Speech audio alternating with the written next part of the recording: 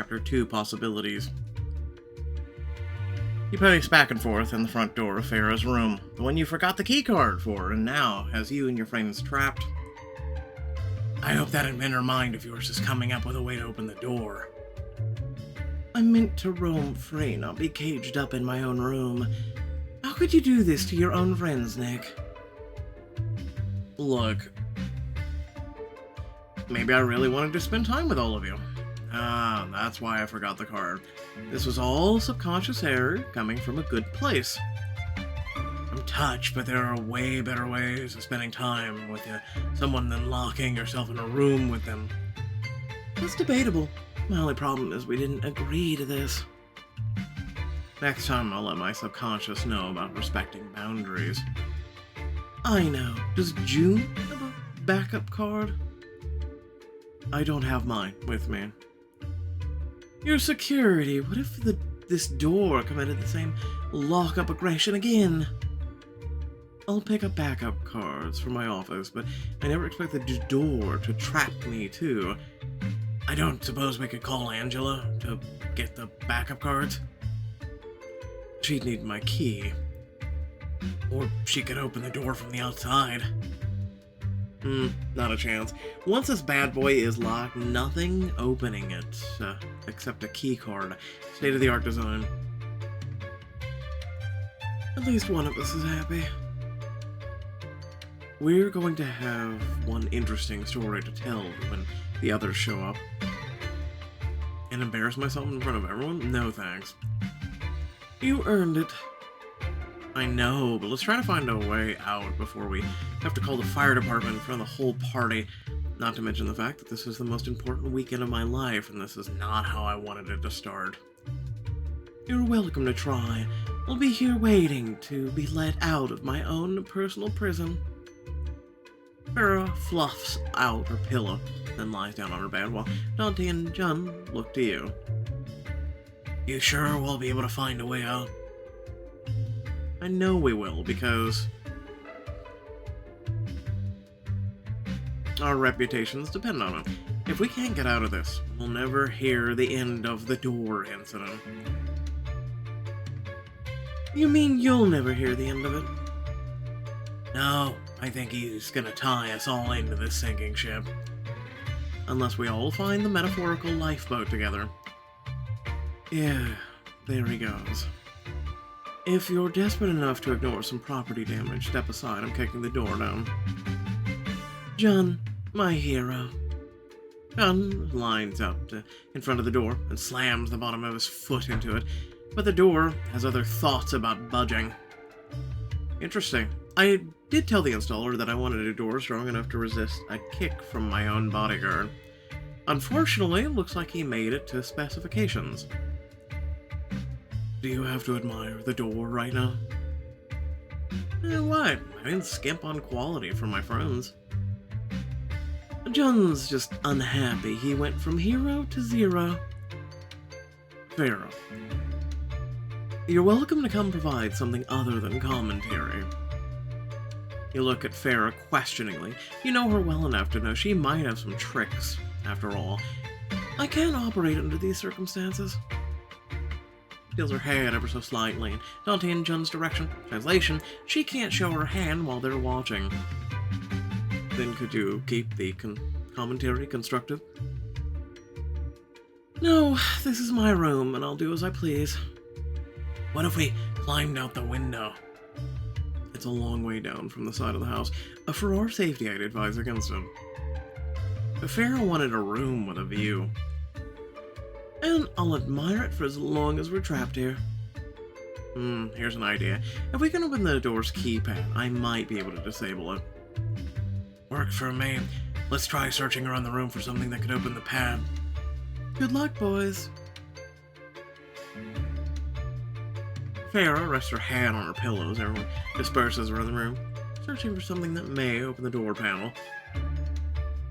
A credit card, a pin, a lamp. Try the pin. Time to prove the pin is mightier than the panel. You pick up the pin and stab at the edges of the panel, hoping to gain leverage. The pan-based door opening system could be an interesting home feature.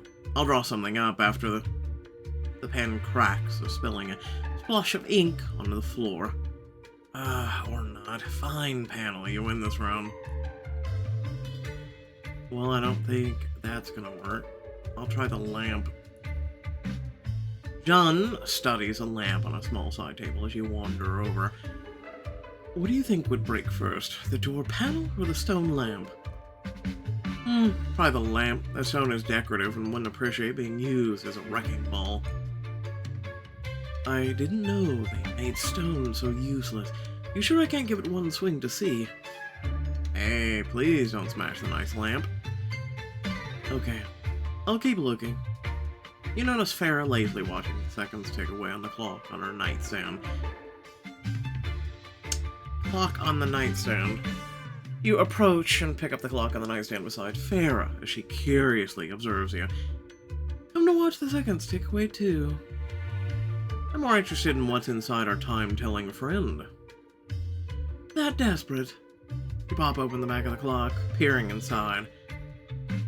Desperation sometimes fuels my best work. Along the innards of the clock, you spot several magnets. Now here's an idea. I can use the magnets in here to override the lock, if I can get inside the dang panel. She beckons you to lean closer, lowering her voice to a whisper. Really? It just so happens I have a tool that could open the panel. I could help if you keep the boys distracted. Finally ready to step in, I see. Don't give me that. I have a reputation to maintain. So are you going to distract them, or should I watch you all fumble around like baby giraffes at the zoo? Dante, John, bring it in for a team huddle. We need a reset. You huddle up in a corner of the room with John and Dante, making sure they're facing away from the door. Behind them, she slips off the bed and kneels down on the door by the door panels, pulling up a small screwdriver. Okay, I'll be honest. Things are looking bleak, boys. It's not that bad. The others will find us eventually. That may take time, but we've got enough rations to hold out. I mean, the mini fridge is stocked? Sweet. I could go for a snack. Dante starts to turn towards the mini fridge, which would put Farah directly in his line of sight. Wait. Huddle doesn't break until we say break. You pull Dante and John in closer, giving Dante's focus on your little group. My bad. How can I forget my huddle etiquette? To be fair, I don't think either of us have been in one since we were teenagers. I forgive you both. You stick your hand in the center of the huddle. John and Dante place their hands atop yours. Behind them, Farah works on the panel. She looks like she only needs a few more moments. Alright, this is our time. Our moment. Our unit of time measurement. I know we can do this. On the count of 3, we search the room one last time. Ready? Dante and John shrug as Farah silently returns to her bed. 1, 2, 3, break! Football puns. As you break, you confidently stroll up to the panel to find it loose, and you open it with ease. Would you look at that? The power of the huddle loosened the panel. I doubt that. Farah, did you do something? Really? You're accusing me of doing something? That's beneath you, John. No sense questioning a stroke of good luck. Let's just get out of here. You peer into the panel, observing the locking mechanism like a puzzle to solve. This is beautiful work. Taking the magnets from earlier, you slide them over the metal inside, overloading the circuits powering the lock. And Viola! Freedom, finally. With a satisfying click, the door opens and you step out into the hallway.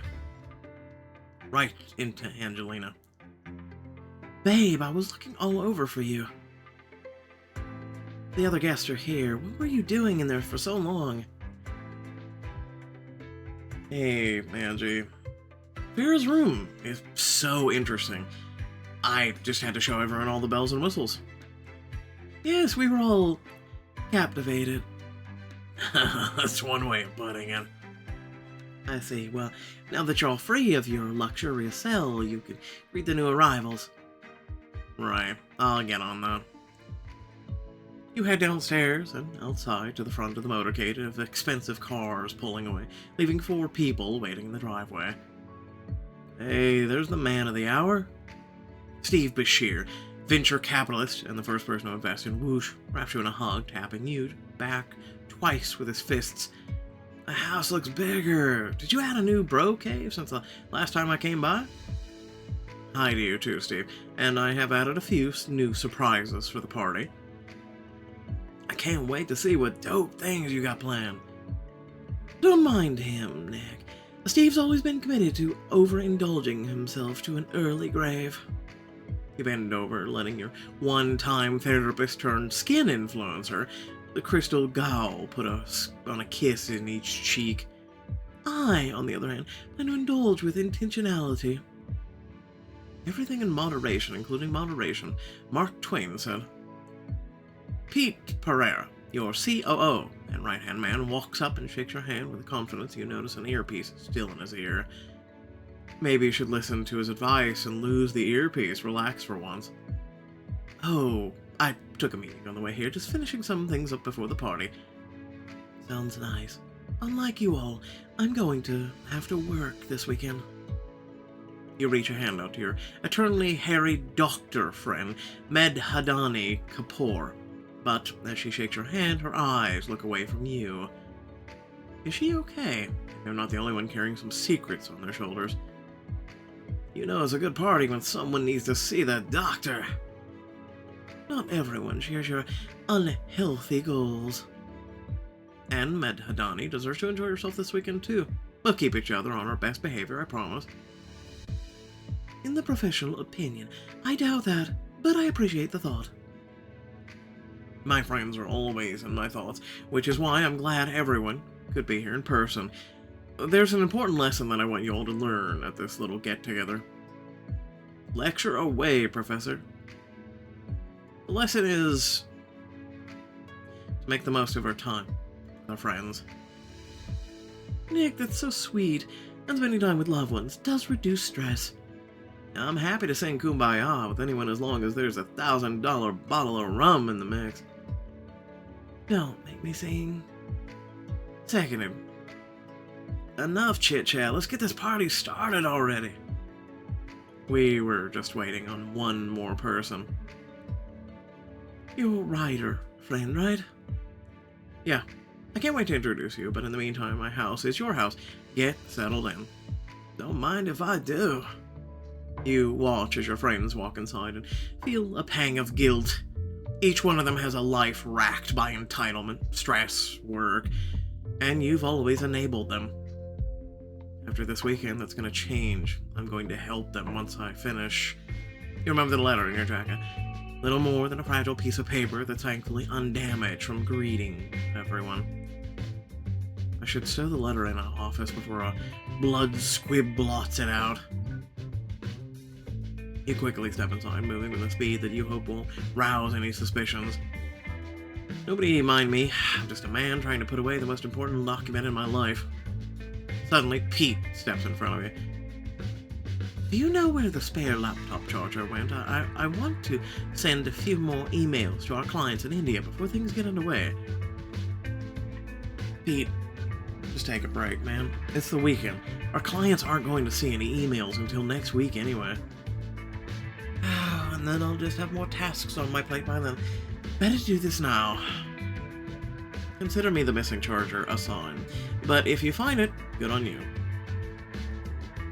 You deftly spin away from Pete, resuming your path towards the stairs when... Please tell me you got everything on my emotional support checklist, because I can't get through this weekend unless I can center myself. Really? You're hosting a murder mystery party and you know how I feel about the D word. There's a lot of ways I could take that. What? Crystal. Breathe. Just like we practiced. Crystal takes a deep breath in, holds it for 4 seconds, and lets it out. You'll be relieved to know I've taken care of everything you need. Personal thermostat control for your room, 12 different stress balls, a window facing the sun when it rises for good energy. And everything else, that just is taken care of. Oh, thanks, Nick. I can feel my ambient cortisol levels dipping already. With a reassuring pat on her shoulder, you hurry past her. Turns out cutting through a party of friends that isn't the quickest way to get to my office. The kitchen should be emptier. You veer off into the kitchen, only to be greeted by the sound of Steve chomping on a tub of premium popcorn. Nick, you mad lad, look at this stash. Kobe beef, saffron, caviar, truffles. You treat me so well. And this gold sprinkled popcorn next level, like a OG in my mouth. That's great, Steve. It could be greater if you got in on this. Want to shout out with me? Actually,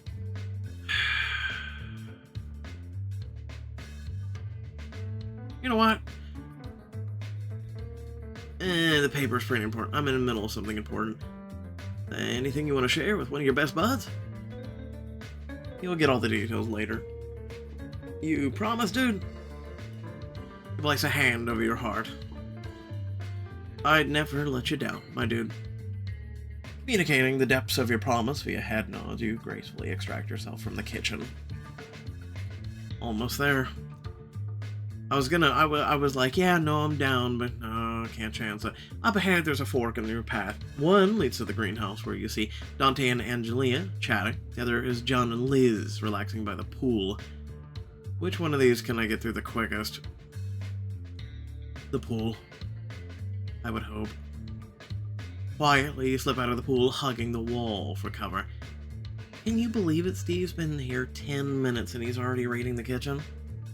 You'd think he'd been eating instant ramen for the past month, the way he went after the fridge. Suddenly spotting you against the wall, John turns to you, curious, but not surprised. Nick, why do you look like a scared mouse? Are you going to tell me you need something? No, we work for you. It's usually the opposite. Do you need anything? Not right now.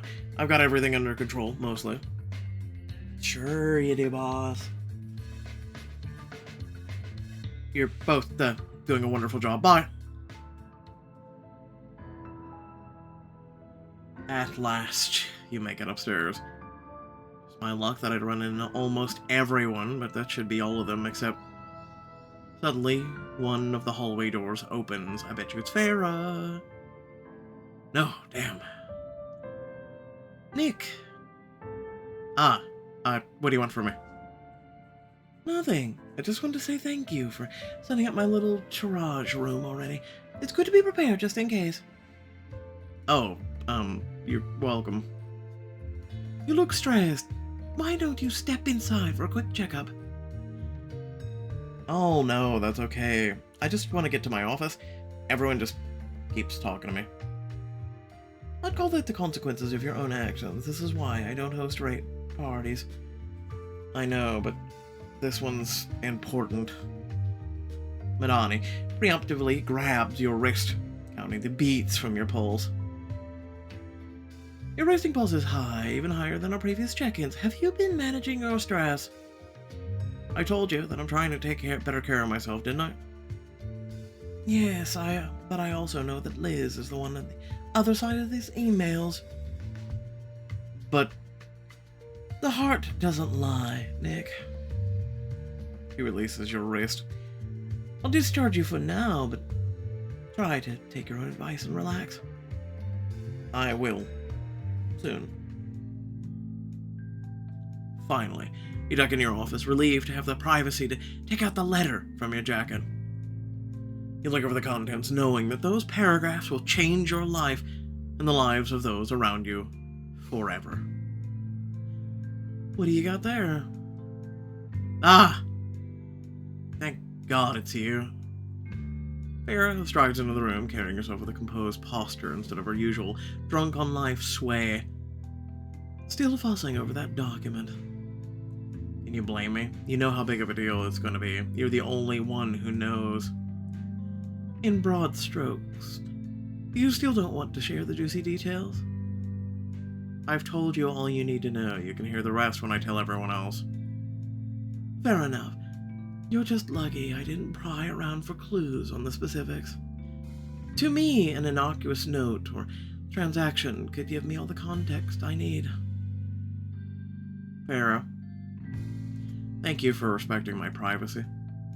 You knew what you were getting into when you befriended me. Yeah, I guess I shouldn't be surprised.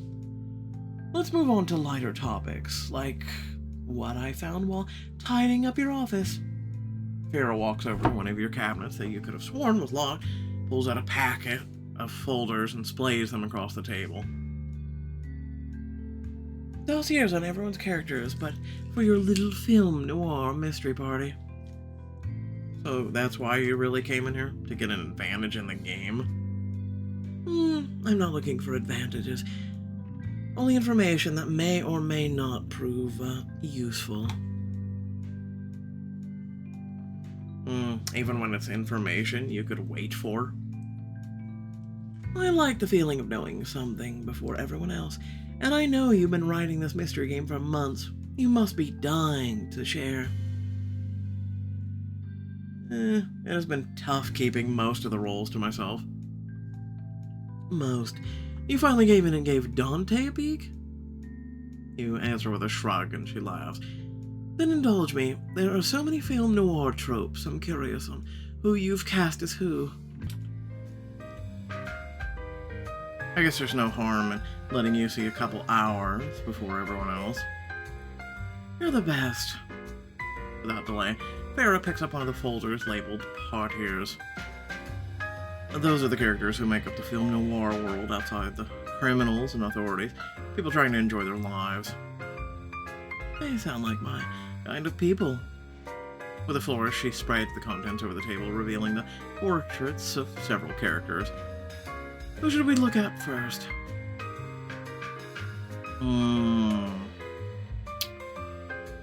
Wealthy widow, piano player, bartender, femme fatale.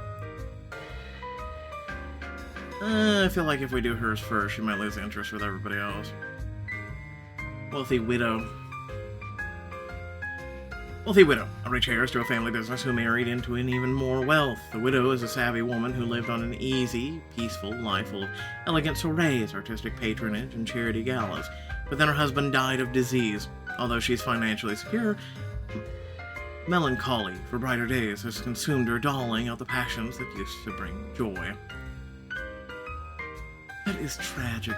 Angelina's not a tragic girl. She's a sunshine and rainbows that end on a luxury yacht kind of girl. I think that's why she's always loved melancholy characters and stories. This is a chance for her to play one. Alright then. Give us your best running mascara look. Let's try the piano player. A frequent performer at CD bars and piano players, a man looking for a second chance. He used to amaze crowds of high-class venues as part of a swing band. But after a romantic fallout led to a disband, he's gone solo, struggling to make ends meet. One day he hopes the right person will walk into his performance and change his life. Does Steve even play the piano? He had a phase with a soundboard for like a month that I'd rather forget, but no, the piano's not one of his talents. Follow-up question. Does Steve have any talents? He seems to survive solely on obnoxiousness. He doesn't get discouraged in the face of overwhelming odds against him. That's something, I suppose. And something he and this piano man have in common. Bartender. That makes sense for this guy. A dreamer from a humble working-class background, the bartender who waits tables, smooshes patrons, and smooth-talks women by night, while spending the day training himself to be one on the silver screen. Though the bartender is still an actor, close to home for Dante. I thought he'd appreciate a character he can relate to. Except for the humble background part, unless this bartender has a secret trust fund. That's where acting comes in. I trust he will have fun with it. Our Nepo baby's growing up so fast. Nepo baby? Question mark? I have no clue. Femme fatale. I think you'll find this one especially interesting. For me, how juicy. She opens the dossier, her gaze skimming eagerly over the page. A woman of mysterious origins, known only to her. The femme fatale is always on the move, traveling the world, attending parties, luring her marks, and through the promise of desire and danger in equal measure. Nobody knows what she could be running from. A cruel past, a legion of jilted lovers. She'll never tell. Well, it's so sultry and mysterious. Is it a narcissistic to say I love it? I figured playing to type would let you have the most fun. I mean, could you picture yourself as a world-weary noir detective? God, no. Dramatically brooding under street lamps isn't my style. As you return the dossiers to their folder, she smiles. You chose your most expressive friends for these ones, myself included. All of you are the life of any party, for better or for worse. Still haven't forgiven me for the time I set the hot pot on fire. The mark of our friendship is as charred as the contents of that pot. Well, nobody's perfect. No, you never know what can happen when my party friends are around. You know you're breaking the big news at the end of the weekend, but any guesses on what'll happen tonight when you kick off this mystery game? I know one thing's for sure. Something's catching on fire. I only made that mistake once. And I trust someone will eventually follow the trail with you, Blaze. Okay, we're ending my revenge roast and moving on. Sarah pulls out the next folder labeled Criminals. Finally, an answer to the question of who among your friends do you think is meant for a life of hardened crime? I didn't think of them would make it to as hardened criminals. Oh, right, your other friends have more of a white-collar criminal vibe. You're not wrong, but I try to pick people who'd have fun acting against their type. Let's examine the loan shark mob boss. And go, oh god. Let's do him first. A disgraced accountant who turned to put his skills to work for criminals trying to hide their dealings. Even a crime family has to keep the book straight, especially if someone is foolish enough to try and skim some earnings off the top. The loan shark makes sure transactions run smoothly, clients are satisfied, and debtors are making their payments on time. It's usually a mild-mannered and friendly job, except when the shark needs to bare his teeth. Calling your COO a loan shark reads like a subtle dig at him, and a criminal one, no less. The business world is often a shark-eat shark place that Pete actually enjoys, sometimes a little too much. Okay, but if he tries to shake me down during the party, I will stop my healing to his foot. Pete would never do something like that, but maybe keep a spreadsheet on your person to distract him, just in case. Jun. He's the mob boss. The mob boss grew up watching the government neglect and impoverish his community, pushing him to a life in a mob, where he takes the fight to authorities using every corrupt trick in the book. Some he learned from the authorities, others he learned through hard-won experience in a cutthroat world. Respected and feared, he's earned a reputation as a harsh but fair man, adhering to his own personal code of conduct. No, I feel like that works well with him, I'm gonna be honest. John, a mob boss, you know this is a man who's probably taken out several mob bosses in his day, right? I want him to loosen up this weekend, which has never been his strength. Playing someone so different from his real self could help him do that. Or the mob boss mask might be too heavy for him to wear. Nah, I think he'll be fine. The sad backstory and code of conduct should make it easier for him. Oh, maybe he'll threaten someone. I haven't seen angry John since Steve relieved himself in the garden. The gangster. As tough as nails that her crew swears she was born in a dockside warehouse with a knife in one hand and a bribe in the other. Jesus. The gangster has had a hard life, but it's forged in iron character. She revels in the power and authority that comes with enforcing mob rules, keeping business loyal, and protecting the gang's territory. Liz the Enforcer has a nice ring to it, one that inspired this turn into the criminal underworld for her. She's so professional that she never has the chance to speak her mind, or to vent about the people she's had to deal with. This felt like a chance for her to safely express some feelings while enjoying a role out of one of her crime podcasts. I'd personally give her $1,000 if she bodies Steve into the pool. The more we talk, the more I reconsider my friendship with the guy. But let's move on. You gather that stack of dossiers together and tuck them back into their folders. You've assembled quite the crew of criminals. What do you think they're going to get up to during the party? I think they'll have the worst noir accents of the night. Yeah, no, not even gonna try. We could witness the start of an actual criminal ring. If anyone could pull it off, it'd be those three. Pete, I get, because I can see any C-suite exec acting evil by default.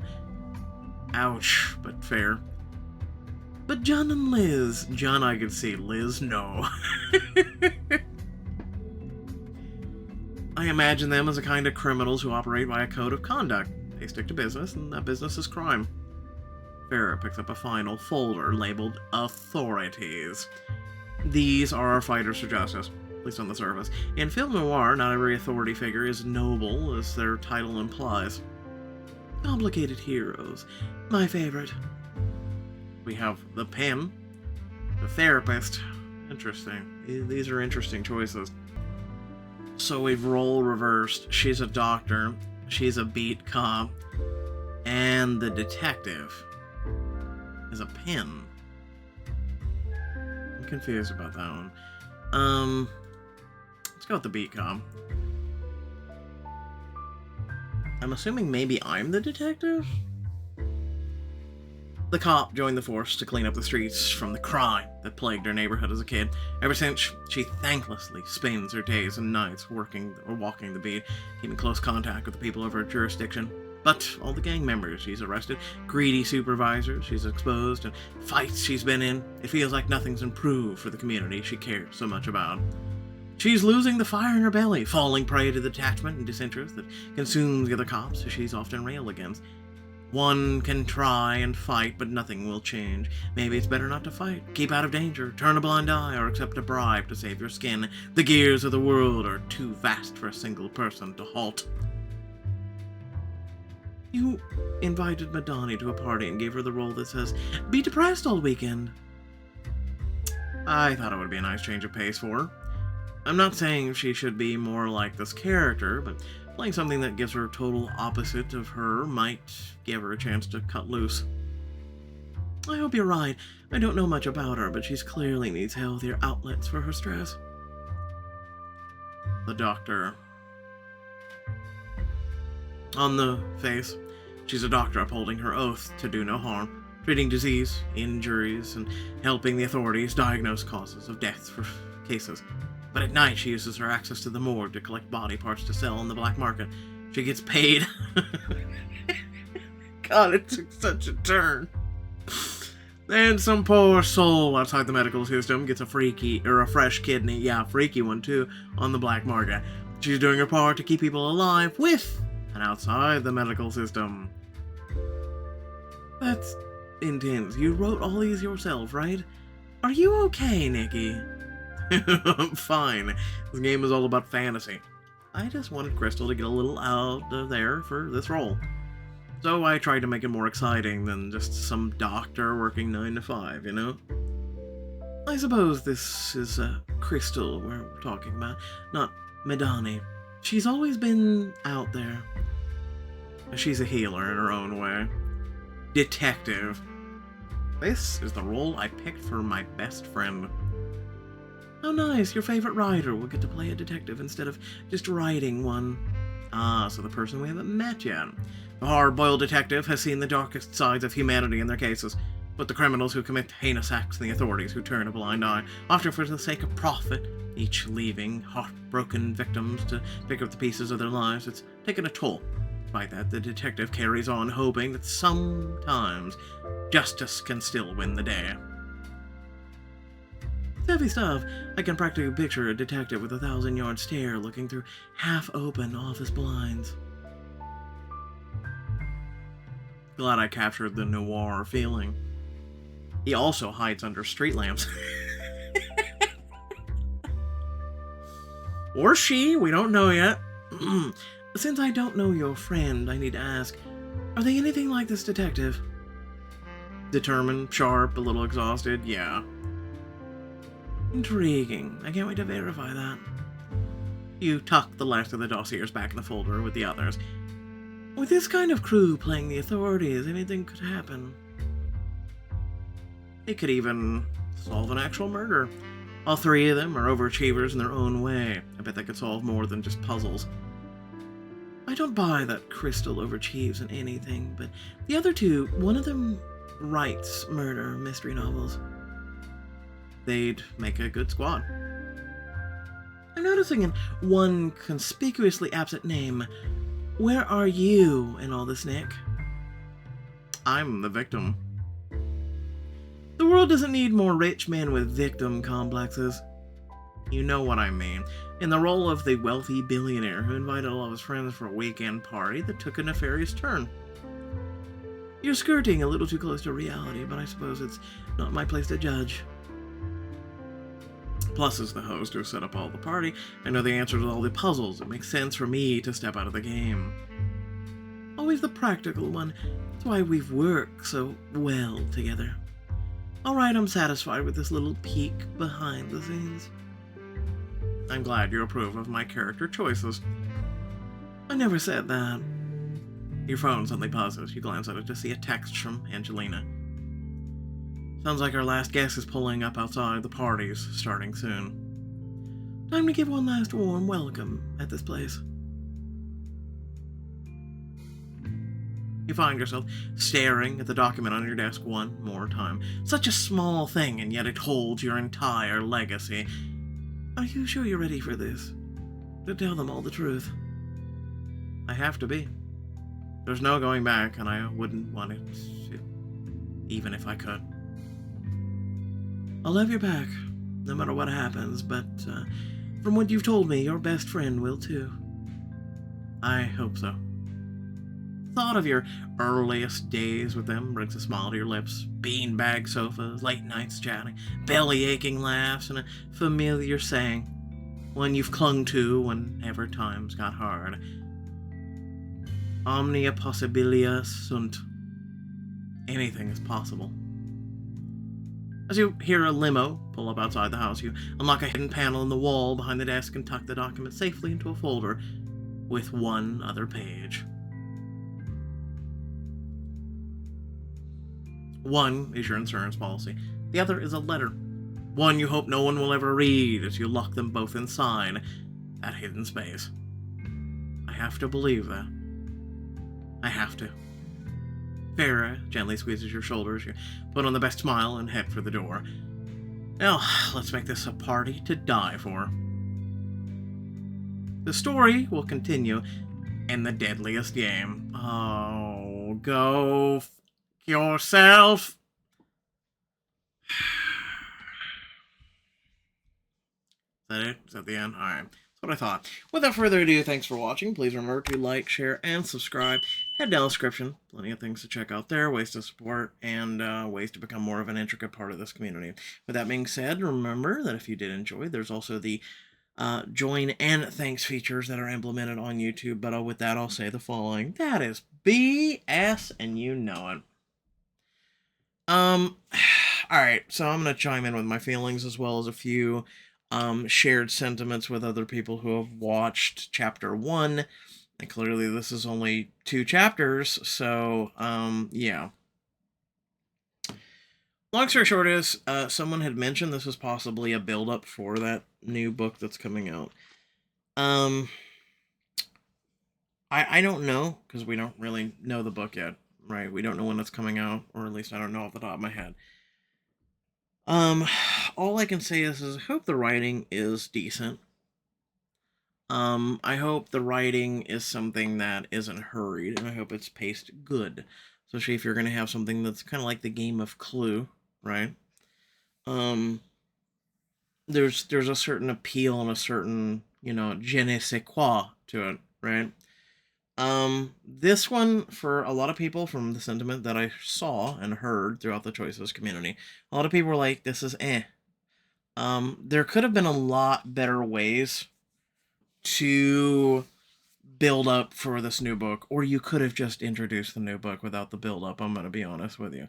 Um, a lot of good shows, if you're pretty hip and hyped with what's going on in the world, you realize that the first show, for instance, like chapter one, needs to be something that kind of like is like, whoa, wow, that's a great start to a show. And this book just it's kind of like, again, it's the episode one of a show, right? It just was very lazily done, a little stale at times. Yeah, just I didn't feel much for it. I'm gonna be honest with you, and I know a lot of people didn't either. I get the precipice for it. I pretty much get the gist for a lot of the things, um, and what'll probably happen. IMO, but again, I just feel like it could have been more, or it should have not existed at all, and it should have been part of maybe the book when it comes out, or flashbacks maybe, or I don't know, like part of the mystery that could have been intertwined with the book itself. Literally, things have been written like that. Who remembers Murder She Wrote? I know I do. Um, which if you haven't ever watched, you should really do it. It's a really great show. But aside from that, I don't know. Let me know your thoughts down below. Without further ado, love your beautiful faces. I'll catch you all in the next video. Peace.